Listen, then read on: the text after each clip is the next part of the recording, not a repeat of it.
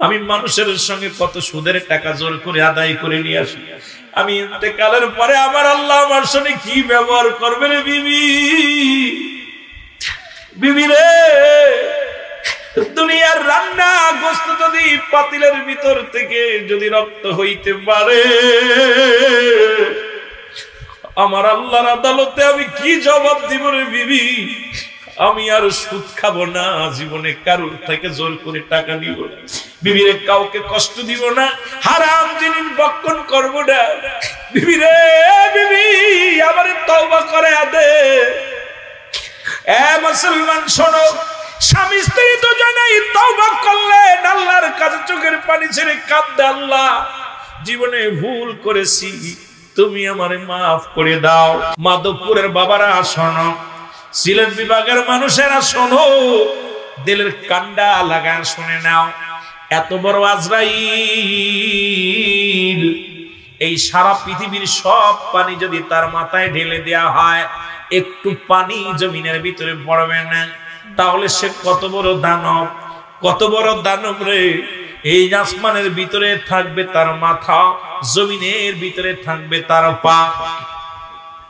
এরে আজরাইল আলাইহিস সালাম কোন ইমানদারের কাছে যখন আসবে গো,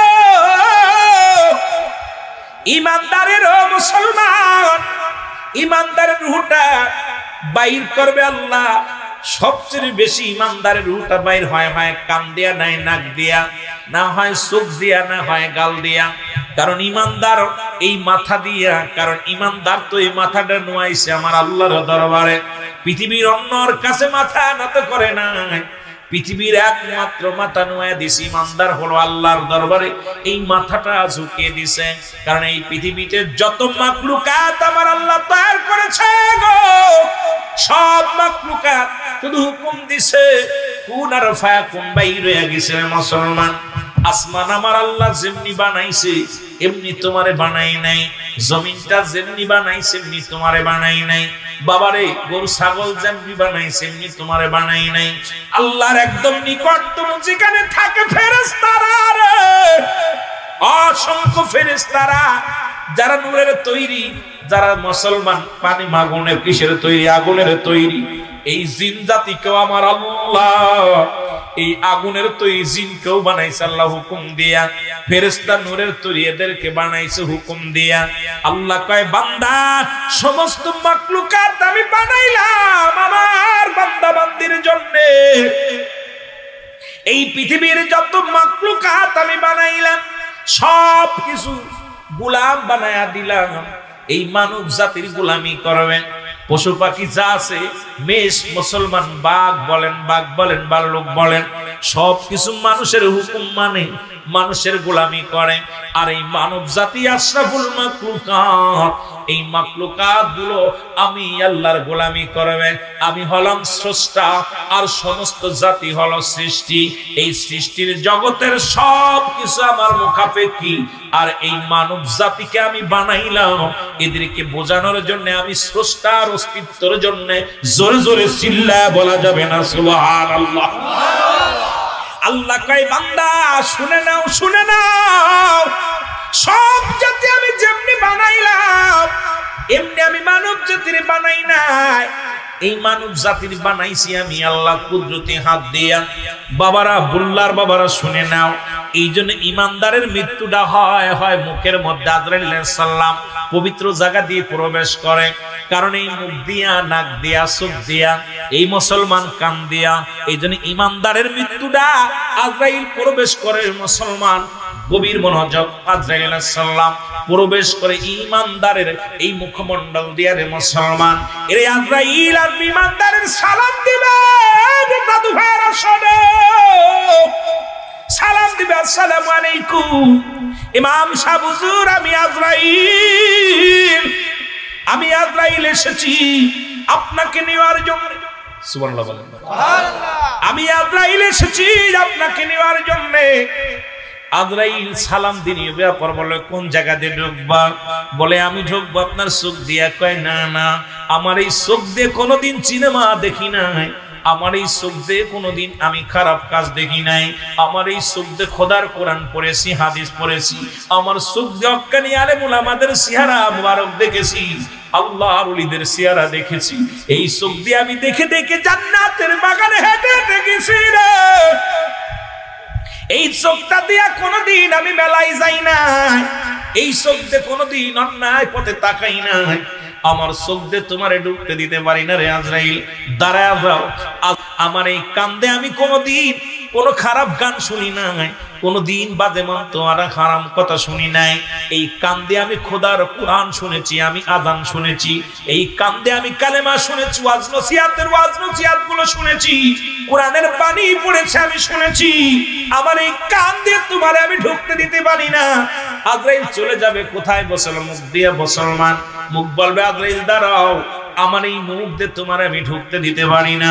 এই মুখ দিয়ে আমি কোরআন পড়েছি, এই মুখ দিয়ে আমি আল্লাহর জিকির করেছি, এই মুখ দিয়ে আমি সদা সর্বদাই নবীর দুরূদ পড়েছি, এই মুখ দিয়ে আমি সদা সর্বদাই কাউকে আমি গালি দিই নাই, কাউকে আমি কষ্ট দিই নাই, এই মুখ দিয়ে কাউকে আমি গালি দিই না, অভিশাপ দিই নাই। মুখের কাছ থেকে চলে যাবে মাথার কাছে, মাথা বলবে আজরাইল দাঁড়াও, এই দুনিয়ার কোনোদিন আমি চন্ড পূজা করি নাই, পৃথিবীর মধ্যে আল্লাহ ব্যতীত কাউকে সিজদা করি নাই রে, একমাত্র আমি আল্লাহর গোলামি করেছি। আল্লাহু আল্লাহু আহাদ আল্লাহুস সামাদ লাম ইয়ালিদ ওয়া লাম ইউলাদ ওয়া লাম ইয়াকুল লাহু কুফুয়ান আহাদ। আল্লাহ কায় ডাকতে বলেছে, বান্দা শুনে নাই, বান্দার বলবে দুনিয়ার মানুষ শোনো, ইমানদার বলবে আজরাইল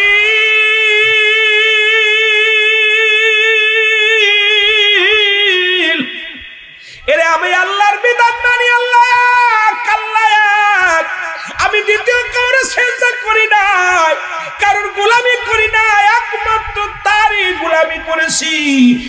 ইয়াকা নাবুদু ওয়া ইয়াকা নাস্তাঈন ইহদিনাস সিরাতাল মুস্তাকিম।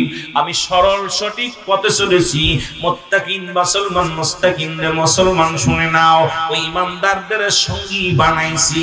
এই দুনিয়ার মধ্যে আমি জানি আল্লাহ কাউকে দুনিয়ায় পাঠান, দুনিয়ার মধ্যে জন্ম দেয় নাই, কারো থেকে জন্ম নেয় নাই। আসমান জমিনের ভিতরে তার সমকক্ষ আর কেউ নাই, সমতুল্য আর কেউ নাই, এটা জানি একমাত্র মাওলার মুকাফেক্কি ছিলাম। দুনিয়ার কোন মানুষের মুকাফেক্কি হয় নাই, দেবদেবীর মুকাফেক্কি হয় নাই। এই মাথা নোয়া সিজদা করেছি আমার আল্লাহরে, এই মাথা দিয়ে তোমারে আমি প্রবেশ করতে দিব না। এই মুসলমান শুনে যাও, সব জায়গায় হাত দিয়ে বলবে, হাত বলবে দাঁড়াও, এই হাতটা আমি মানুষ ইসলামের জন্য ব্যয় করেছি। আমার এই হাতটা সিনেমার হলে টাকা দিই নাই, আমার এই হাতে কোনোদিন গানের প্যান্ডেলে টাকা দিই নাই, আমার হাত ইসলামের জন্য, মসজিদের জন্য, মাদ্রাসার জন্য, দিন ইসলামের জন্য আমি ব্যয় করেছি। আমার এই হাতে তোমারে ঢুকতে দিতে পারি না। পা বলবে আজরাইল দাঁড়াও, পা দিয়ে ঢুকতে দিতে পারবো না। এই পা দিয়ে আমি গুটি গুটি পায়ে, আমি গুটি গুটি পায়ে যখন আযান পড়েছি তো মসজিদে, মুয়াজ্জিন যখন আযান দিত হাইয়া আলাস সালাহ হাইয়া আলাল ফালাহ, হাইয়া আলাস সালাহ যখন মুসলমান নামাজের জন্য, হাইয়া আলাল ফালাহ কল্যাণের জন্য, আমি আমার নিজের কল্যাণের জন্য, আমি আমার আল্লাহর জন্য, আমি গোলাম গুটি গুটি পেয়ে হেঁটে গিয়েছি, আমি গুটি গুটি পেয়ে চলে গেছি, স্বামীর সংসার করেছি। যখন আযান পড়ে যেত আমি নামাজের জন্য তৈরি হয়ে যেতাম রে, আমার এই পাতে তোমারে ঢুকতে দিতে পারি না। আজরাইল মুসলমান শুনে নাও, দাঁড়ায় থাকবে, আমার মালিক ডাকতে বলবে আজরাইল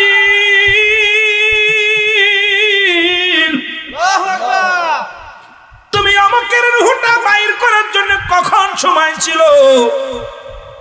বলবে আমার মালিক সে সময় তো পার হয়ে গেছে, 1 সেকেন্ড বা 2 সেকেন্ড পার হয়ে গেছে। আমার আল্লাহ বলবে আর জানটা বাইর করো না, আসো, ফিরে আসো, যাও জান্নাতে চলে যাও, ওই জান্নাতের ভিতরে চলে যাও, আমার বান্দার জন্য জান্নাত গুলো নিয়ে যাও, জান্নাত গুলো জাহান্নাম গুলো তারে দেখাও। এর জান্নাত জাহান্নাম দেখানোর জন্য যখন তৈয়ার হয়ে চলে আসবে আজরাইল, আমার আল্লাহ বলবে আজরাইল দাঁড়াও, এরে আমার বান্দা বান্দি জান্নাতের পাগল ছিল না, আমার বান্দা বান্দি ওই গোলামেরা দুনিয়ার বুকে জান্নাতের পাগল ছিল না, ওরা পাগল ছিল আমি মাওলার, আমি আল্লাহর।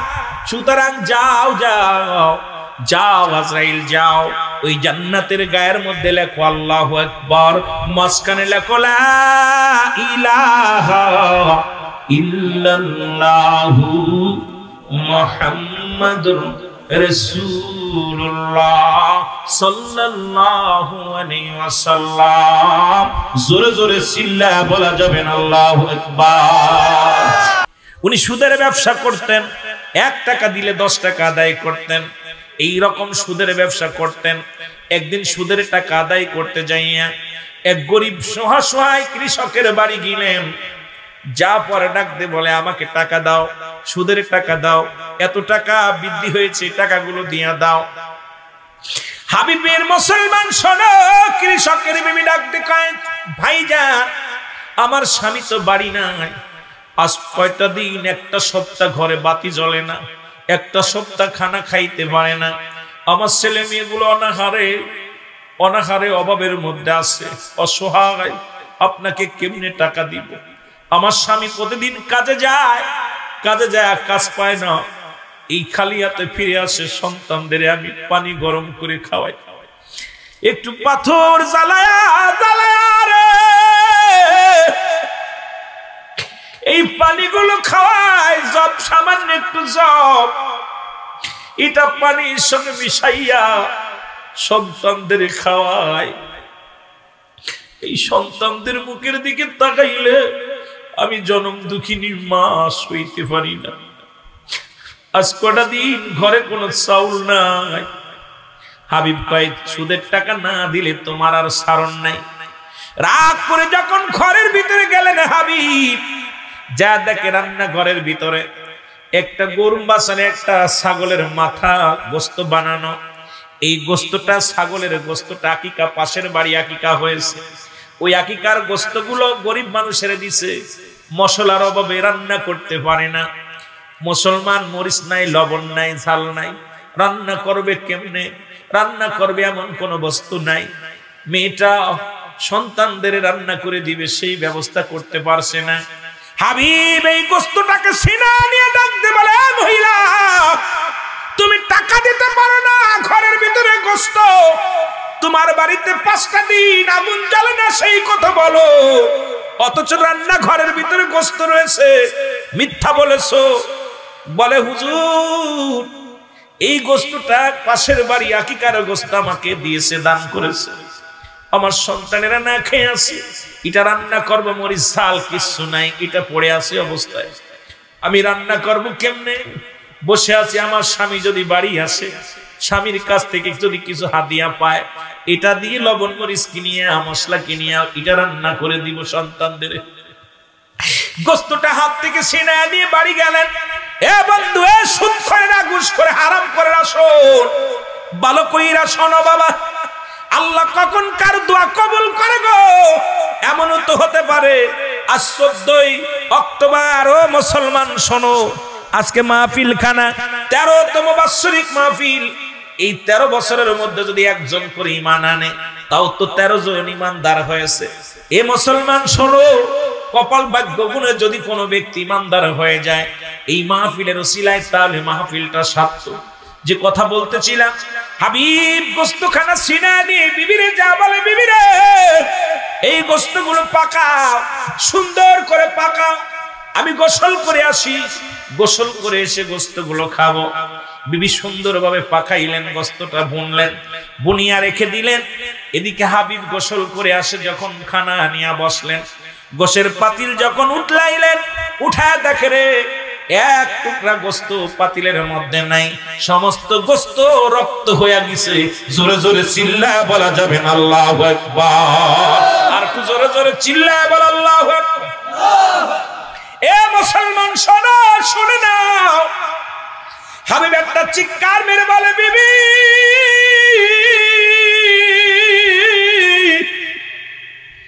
আরে আমি গরিবের হক, ওই সুদ আমি কত মানুষের জোর করে আদায় করে আনি, আমি গোস্ত জোর করে আনেছি, আদায় করে এনেছি রে বিবি।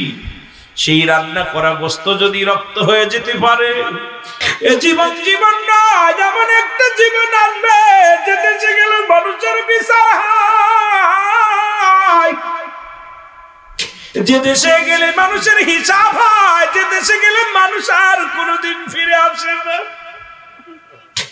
যে দেশে গেলে কোনোদিন আর ফিরে আসা সম্ভব নয়, সেই দেশটার নাম হলো কবর। দুনিয়ার মানুষ তিনটা বিপদ, নাম্বার 1 হলো মানুষের মরণ, 2 নাম্বার বিপদ হলো কবর, 3 নাম্বার বিপদ হলো কিয়ামতের ময়দান। একটার পরে একটা বিপদ। 1 নাম্বার হলো মানুষের মরণ।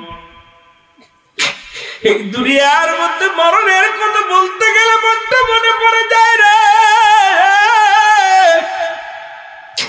কত মানুষের জানাজা পড়াইলাম, কত মানুষের দাফন করাইলাম, কত মানুষের চির বিদায় করে দিলাম।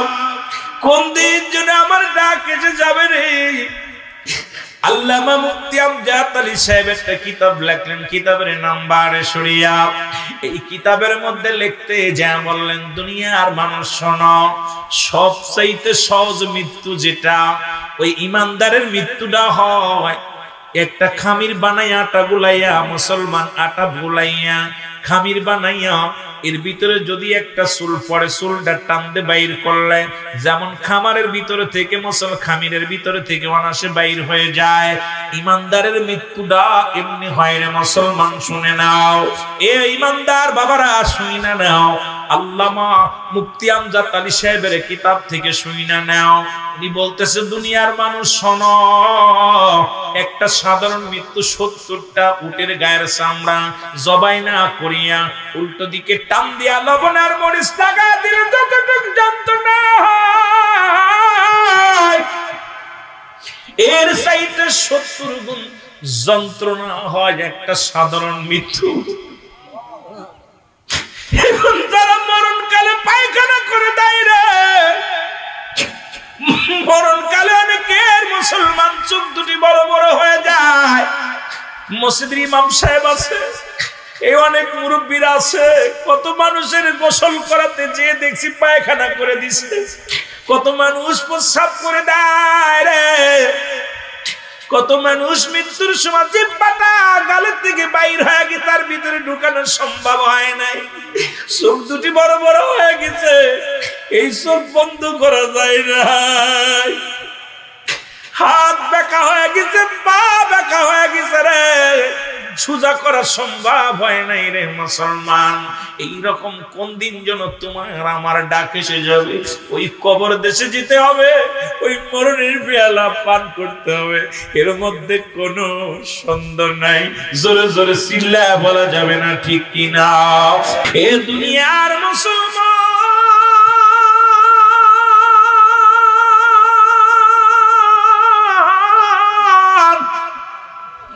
যে কথা বলতেছিলাম রে, এই মৃত্যুর পেয়ালা পান করতে হবে।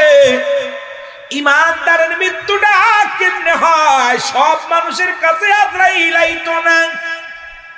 আজরাইল এত বড় দানব, এ মুসলমান শুনে নাও, আজরাইল এত বড় দানব, এই জমিনের মধ্যে থাকবে পা, আসমানে থাকবে মাথা।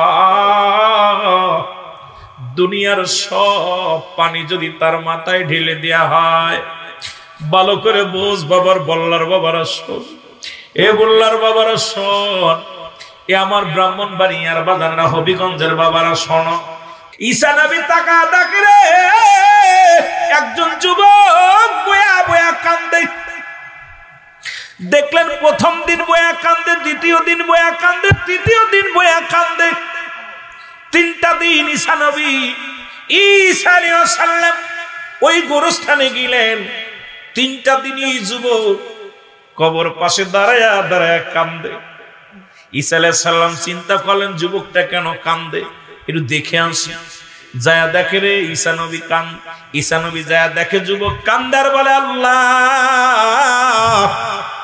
আমার সুন্দরী বিবি, আমার রূপবতী বিবি, গুণবতী বিবি দুনিয়া থেকে বিদায় হয়ে গেছে, এই কবরে শুয়ে আছে। হয় তারে জিন্দা বানায় দাও, না হয় আমারে নিয়ে যাও। খেয়াল করবেন যুবক বাবারা, ভালো করে খেয়াল করবেন। আল্লাহ, হয় আমার বিবিরে ফিরা দাও, না হয় আমারে নিয়ে যাও।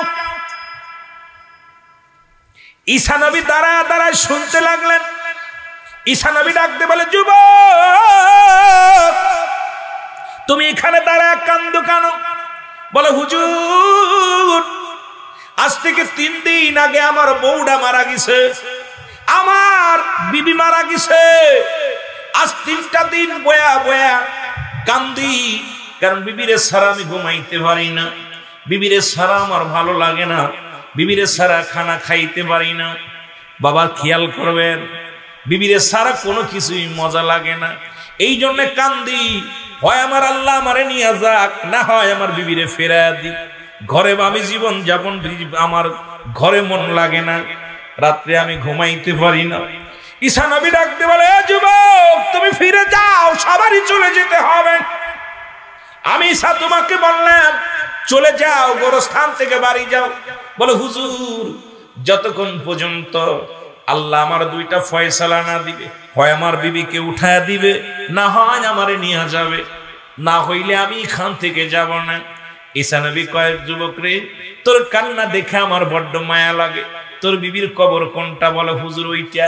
আমার ঈসা নবী ডাক দে বলে, কবর রে, এই কবরে যিনি শুয়ে ছোট, শোন আরো জোরে, কবরে যিনি শুয়ে ছোট, কবর থেকে লাফতে উঠলেন একজন যুবক। আল্লাহু আকবার। একদম তরতাজা যুবক, গায়ের মধ্যে আগুন জ্বালানো, গায়ের মধ্যে তার গায়ের মধ্যে জিহ্বাখানা টান দে বাইর করা, গায়ের মধ্যে আগুন, গায়ের মধ্যে সাপ। এবার ঈসা নবীকে যখনই দেখছে চিনে ফেলেছে। লা ইলাহা ইল্লাল্লাহু ঈসা রূহুল্লাহ। জোরে জোরে চিল্লায়া বলা যাবে না সুবহানাল্লাহ। গায়ের আগুন লিবে গেছে, গায়ের সাপগুলো ঝরে পড়ে গেছে, জিহ্বাটা ভিতরে চলে গেছে। ঈসা নবী ডাকতে বলে, যুবক রে, তুমি বললে তোমার বিবি শুয়ে আছে, এখন দেখি কবরের মধ্যে থেকে একজন যুবক উঠলো। বলে, হুজুর ওইটার কবর না, ওর পাশের কবরটা আমার বিবির। সুবহানাল্লাহ বলেন, আর একটু জোরে বলেন আল্লাহু আকবার। হুজুর মিস্টেক হয়েছে, পাশের কবরটা আমার বিবির। এই কবরটা তো ঈসা আলাইহিস সালাম। বলে, যুবক রে, তুমি ঘুমায়া যাও। যুবক ডাকতে বলে, হুজুর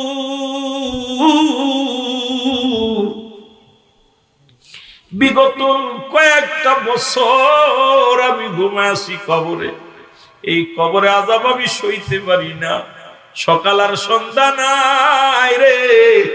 ওই মৃত্যুর পর থেকে শুরু হয়েছে কবরে যন্ত্রণা, ওই কবরে আযাব,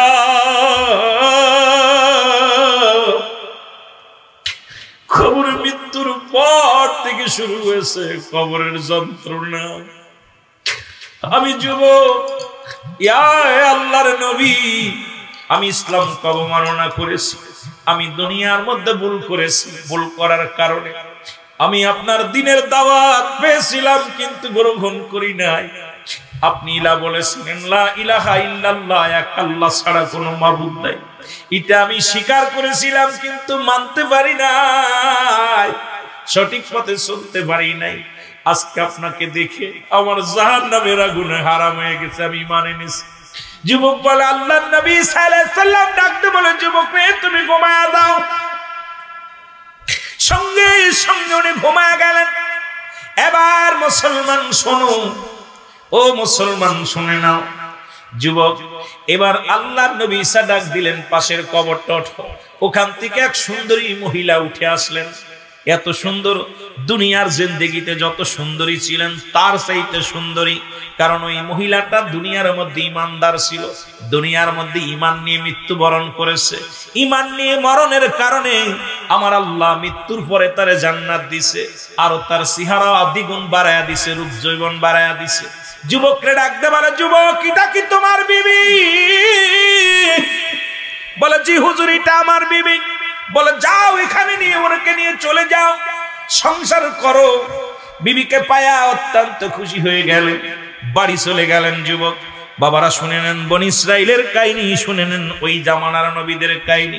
একটু বলে যায়, আজকে বড় স্থান দেখে আসলাম, কত মানুষ শুয়ে আছে এই কবরে। আজকে যখন বাড়ি থেকে রওনা দিছে, ওই গোরস্থান থেকে ডাক দিয়ে বলে, আমার ছেলে বাজাতে করিস না, যা জান্নাতের বাগানে বয়। ও আমার বাবা জান্নাতের বাগানে বয়, আমার বাবু আমার ভাই ওই জান্নাতের বাগানে বয়।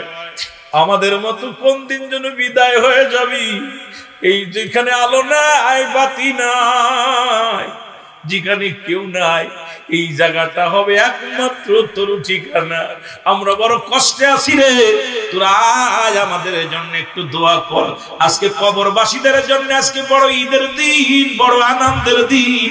এটা বল্লাবাসীর যারা জীবিত আছে বুঝতে পারছি না, কিন্তু বল্লার কবরবাসীদের জন্য আজকে তাদের জন্য বড় ঈদের দিন, আনন্দের দিন। জোরে জোরে চিল্লা বলা যাবে না আল্লাহু আকবার। বাড়ি নিয়ে গেলেন যুবক, বিবিরে নিয়ে যা। বিবিরে ডাক দিয়ে বলে, বিবি তোমাকে হারায়া 3টা দিন খানা খাই না, 3টা দিন ঘুমাই না, বড় কষ্টের মধ্যে ছিলাম রে বিবি।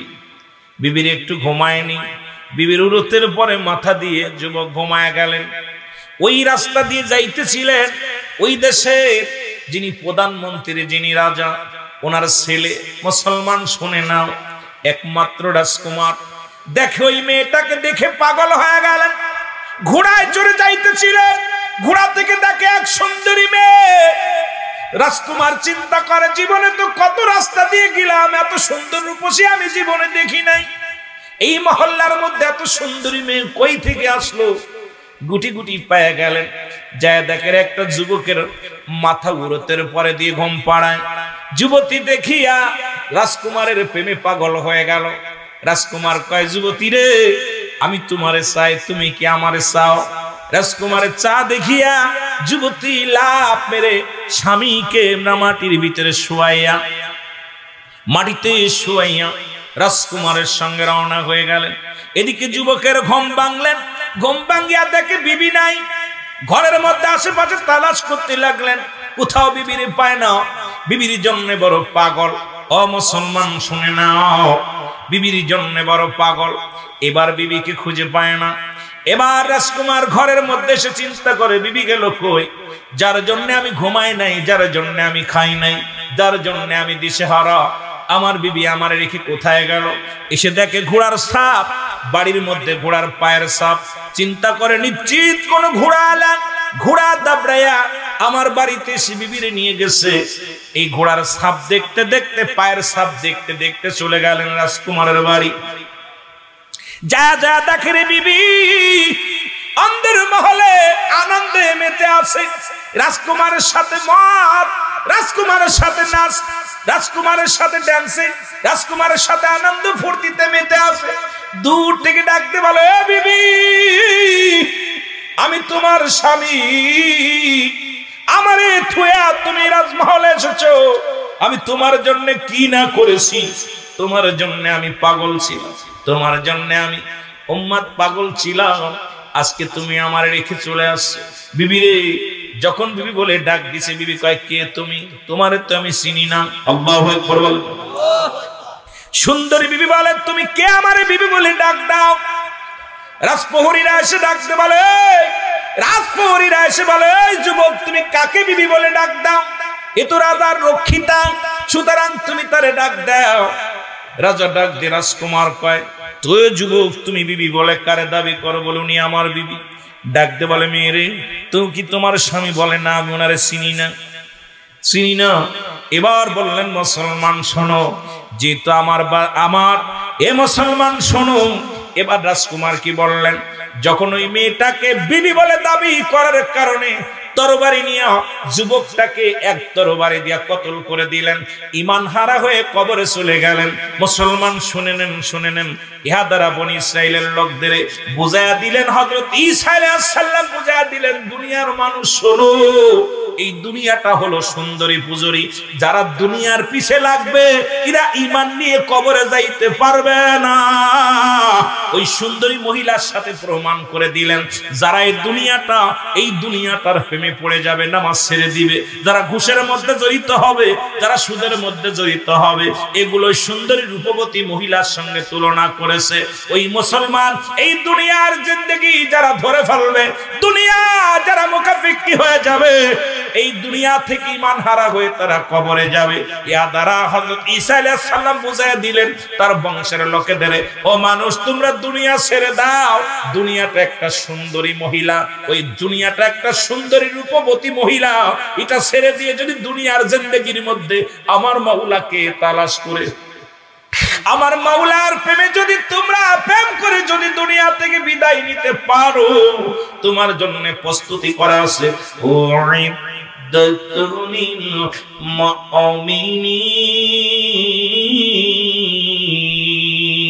ও মুমিন বান্দা শুনে নাও, মুমিনেরা শুনে নাও, তোমার জন্য প্রস্তুতি করা আছে একটা নয়, দুটি নয়, 8টা জান্নাত। জোরে জোরে চিল্লা বলা যাবে না মারহাবা, একটু জোরে জোরে চিল্লা।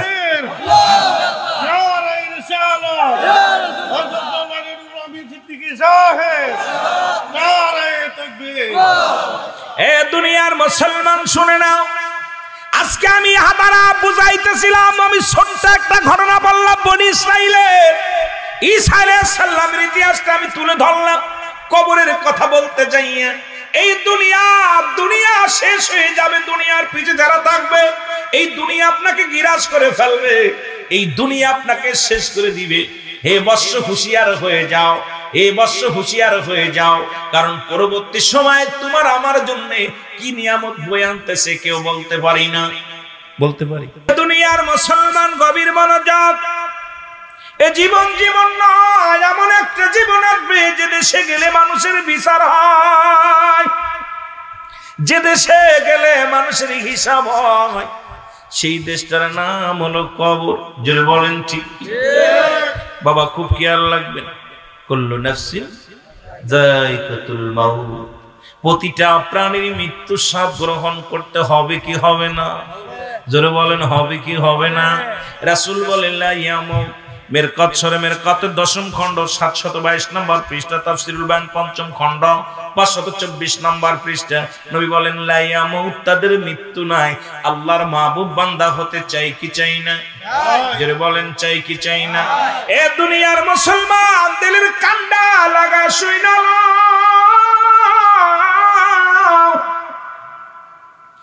ঈসা ইবনে মরিয়ম, ঈসা আলাইহিস সালাম গোরস্থান দিয়া যায়, গোরস্থানের পাশ দিয়ে যাইতেছিলেন ঈসা আলাইহিস সালাম, যিনি আবার আখির নবীর উম্মত হয়ে আসবে। খেয়াল করবেন বাবা, উনি গোরস্থান দিয়া বেশিরভাগ গোরস্থানে যাইতেন, কবর গোরস্থানে দৌড়ায় যাইতেন।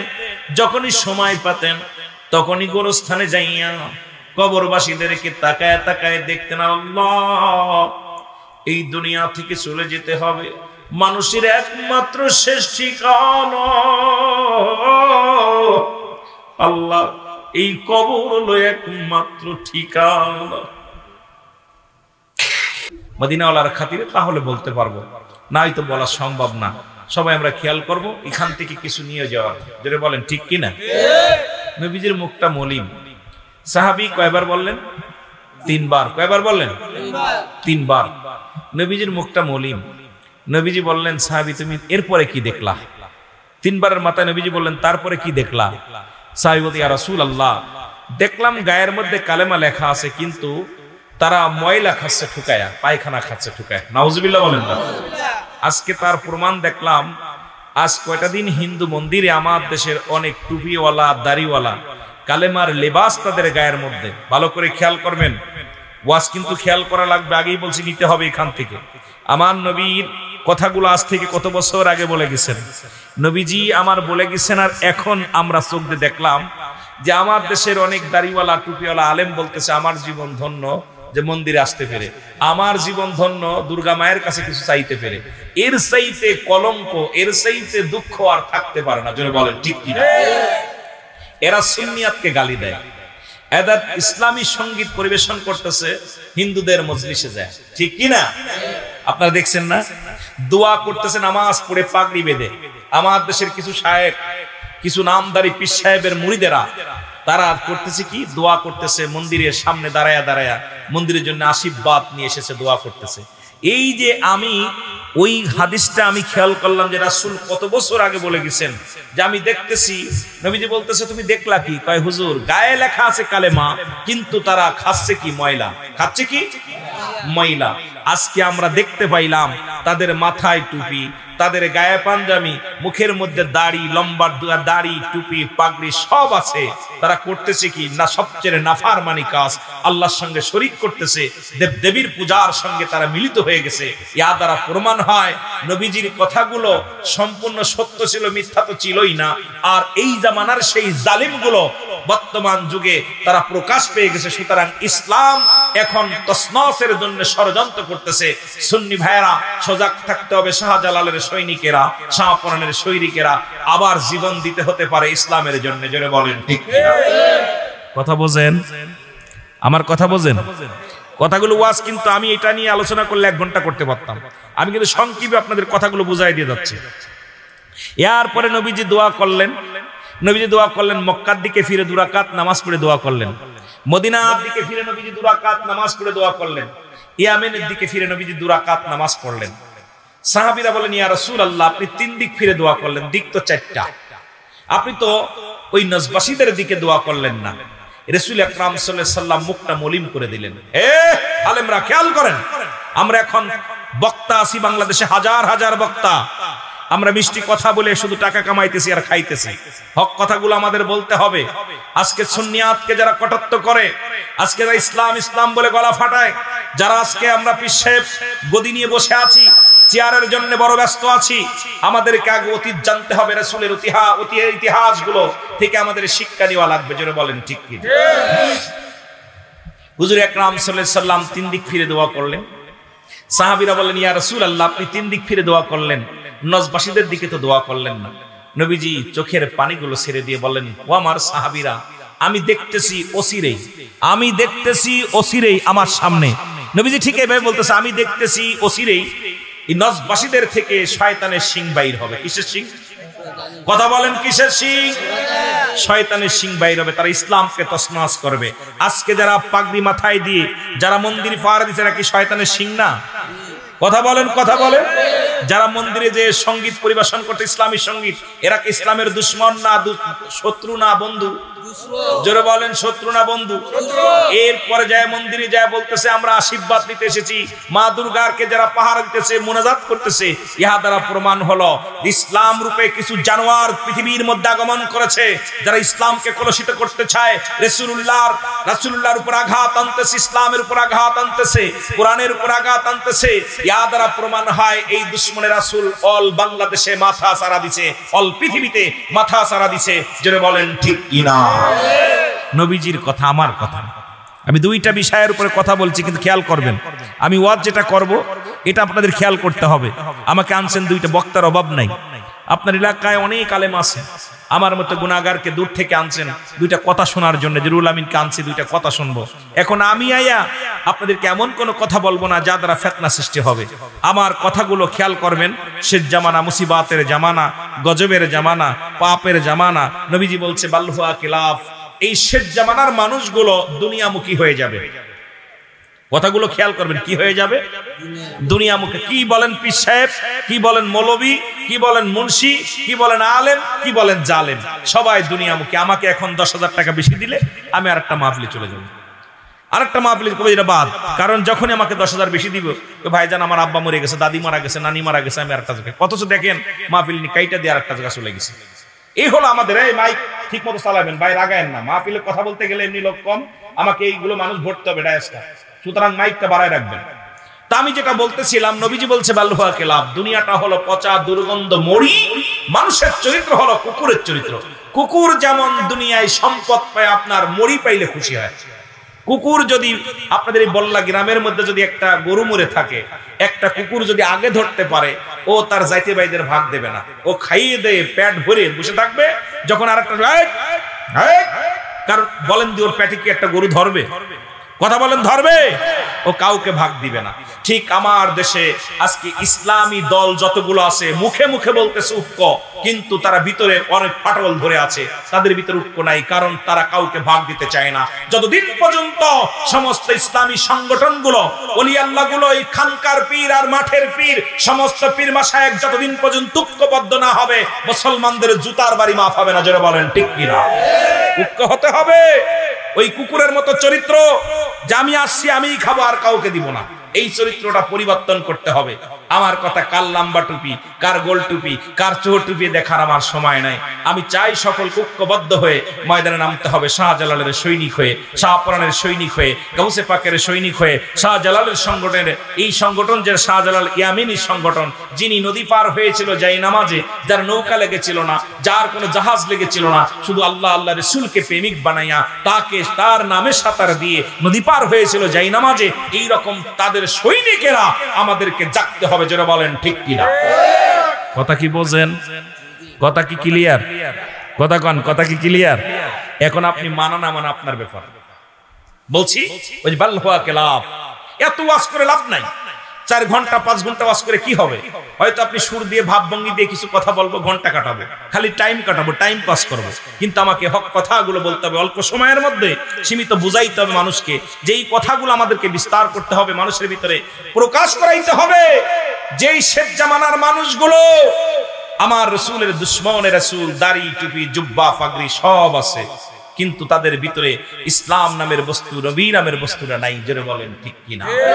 একটু মহব্বতের সঙ্গে দুরূদ শরীফ পড়েন। আল্লাহুম্মা ও ভাই মাইকের মাঝে ভালো হবে না, মাইক ভালো হবে না, আওয়াজ তো টানে না ভাই, কথাই টানে না ভাই, মুহাম্মদ ওয়ালা আই বানাই তো সাইয়্যিদানা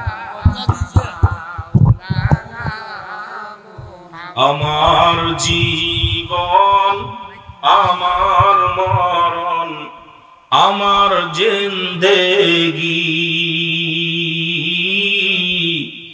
কবুল করো ওহে আল্লাহ আমার বন্দেগি। বলেন, আমার জীবন, আমার মরণ, আমার জিন্দেগি কবুল করো ওহে আল্লাহ আমার বন্দেগি। বলো কবুল করো ওহে মাওলা আমার বন্দেগি। একটু মহব্বতের সঙ্গে দুরূদ শরীফ পড়েন। আল্লাহুম্মা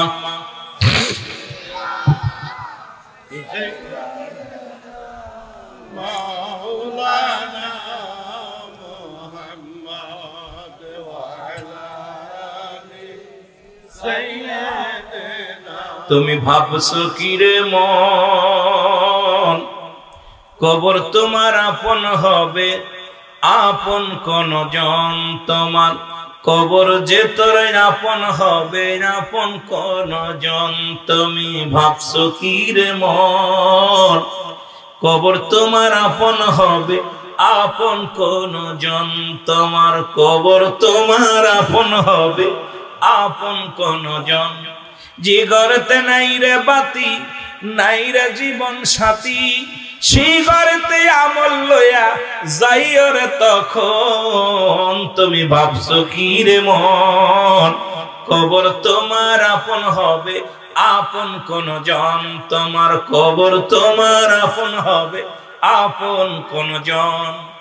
যেই দেশেতে গেলে পারে কেউ হবে না সাথী, যেই দেশেতে গেলে পারে পাবি না তুই বাতি, যেই দেশেতে গেলে পারে হইবে না কেউ সাথী, যেই দেশেতে গেলে পারে পাইবি না তুই বাতি। এর নবীর প্রেমে জীবন গড়ো, নবীর প্রেমে জীবন গড়ো, হইবে রে আপন কবর হইবে রে আপন। তুমি ভাবছো কি রে মন, কবর তোমার আপন হবে, আপন কোন জন তোমার, কবর তোমার আপন হবে, আপন কোন জন। আল্লাহুম্মা মহব্বতে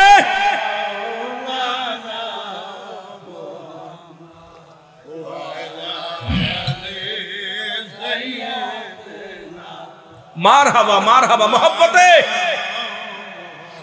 আশিকিনা রিবিন বলে আমরা কেমনে যাব মদিনা আল্লাহর মাহবুব বান্দারা ঘরে বসে আমার নবীজিকে দেখতে পায় আল্লাহুম্মা সাল্লি আলা সাইয়্যিদিনা মাওলানা মোহব্বতে বলেন আলা আলি সাইয়্যিদিনা মাওলানা এ দুনিয়ার মুসলমান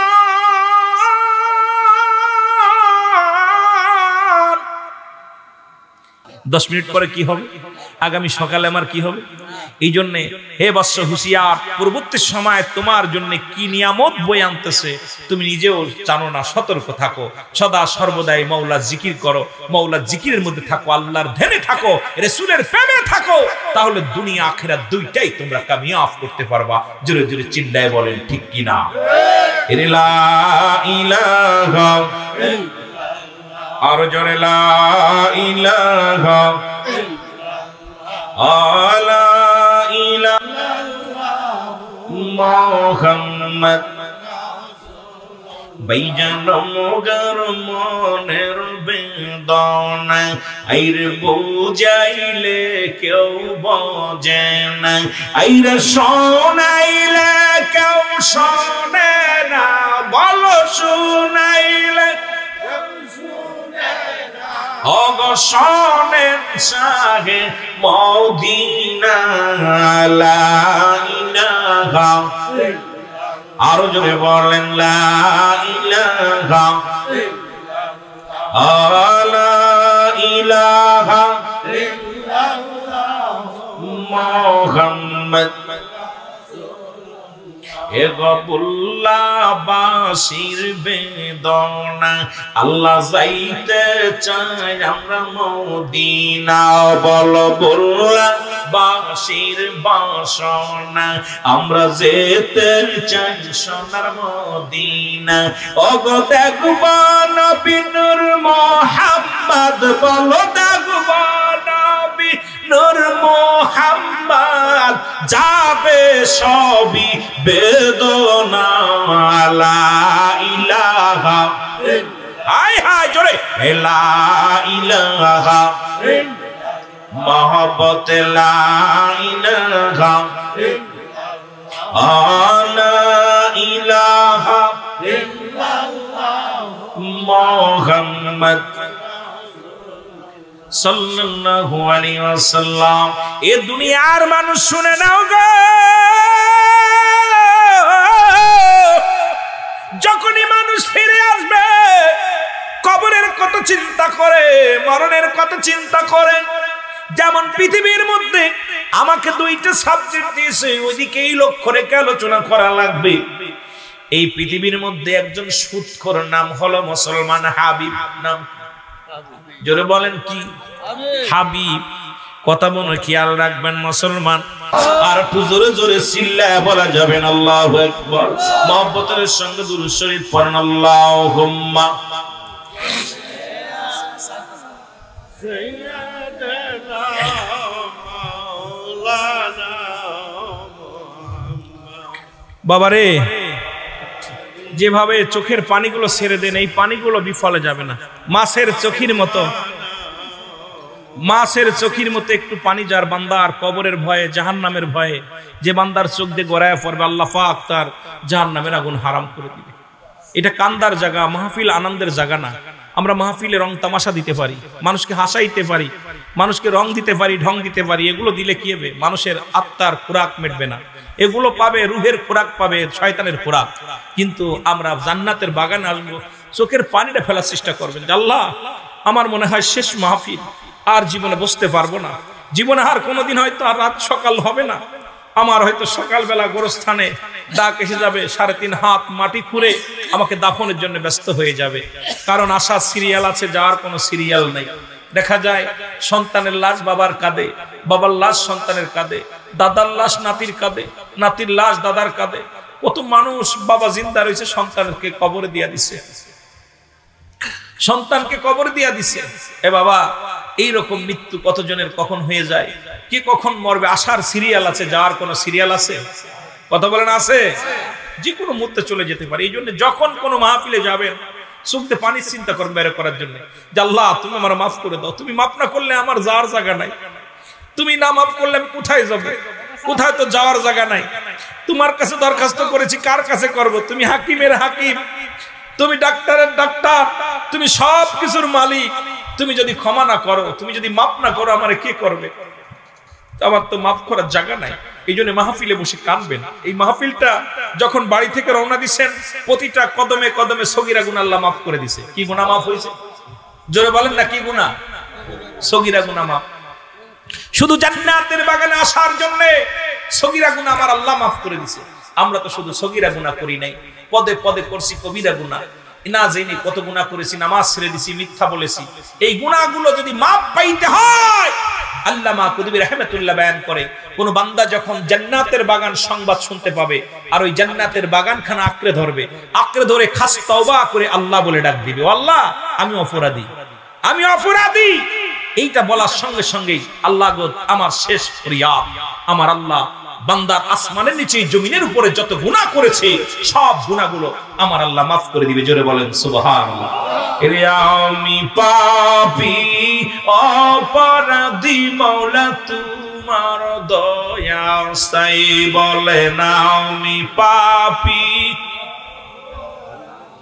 মাওলা তোমার দয়া, এর তুমি যদি না করো দয়া,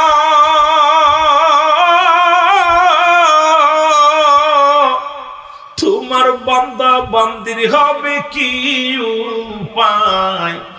আমি পাপী অপরাধী, মাওলা তোমার দয়া চাই। বলেন আমি পাপী,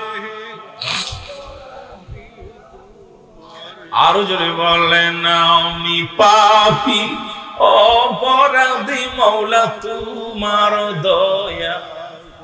ওই আমি পাপ করেছি সংসারের মায়া,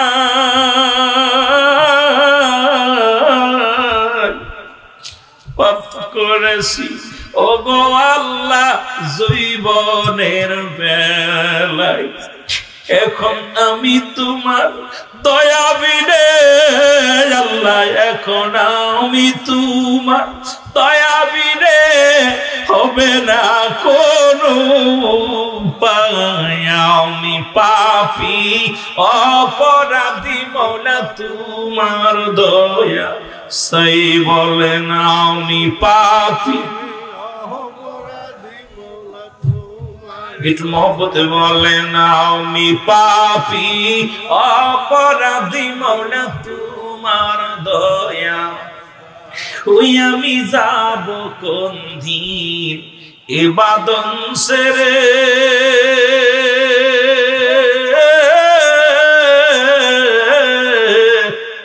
রাখবে আমায় প্রতিবেশী অন্ধকার কবরে। ওই আমি যাব কোন দিন ইবাদত সেরে,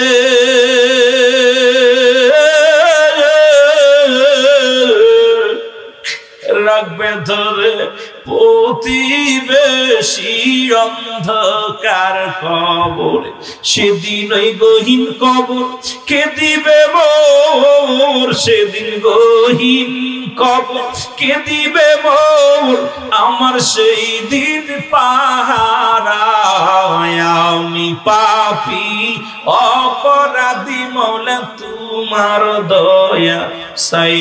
বলেন আমি পাপী অপরাধী, মাওলা তোমার, তুমি যদি না করো দয়া,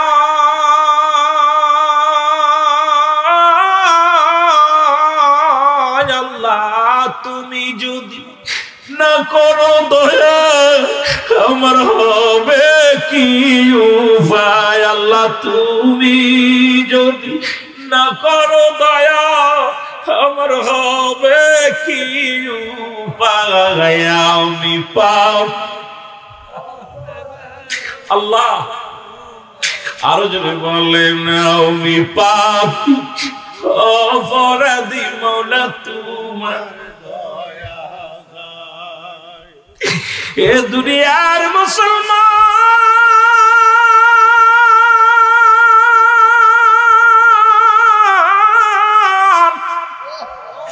আমার মরণ আসিবে কখন কেউ তো জানি না।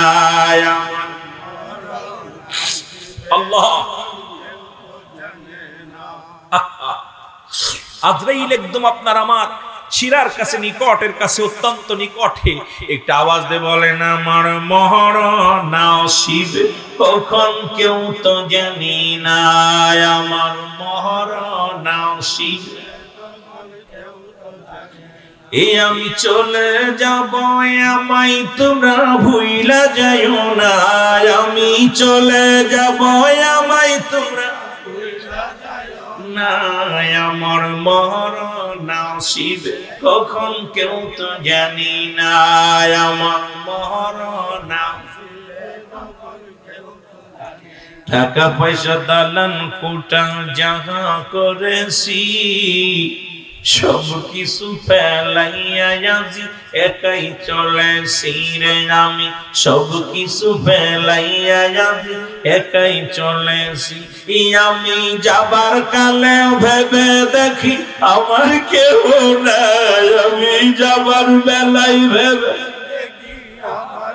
আল্লাহ আমি যাবার কালে ভেবে দেখি আমার কেউ নাই। আমার মরণ আর যদি বলেন আমার মরণ আসিবে কখন কেউ তো জানি না। এই আমি চলে যাব আমায় তোমরা ভুইলা যাইও না। আমি চলে যাব আমায় তোমরা ভুইলা যাইও না। আমার মরণ আসিবে কখন কেউ তো জানি না। আমার এই পৃথিবী চিরদিন থাকার জায়গা না। অন্ধকার কবর যে তোমার আসল ঠিকানা। এই পৃথিবী চিরদিন থাকার জায়গা না। অন্ধকার কবর যে তোমার আসল ঠিকানা রে ভাই রে। অন্ধকার কবর যে তোমার আসল ঠিকানা। এই আমি চলে যাব আমায় তোমরা ভুইলা যাইও না। আমি চলে যাব আমায় তোমরা ভুইলা যাইও না। আমার মরণ আসিবে কখন কেউ তো জানি না। আমার মরণ আসিবে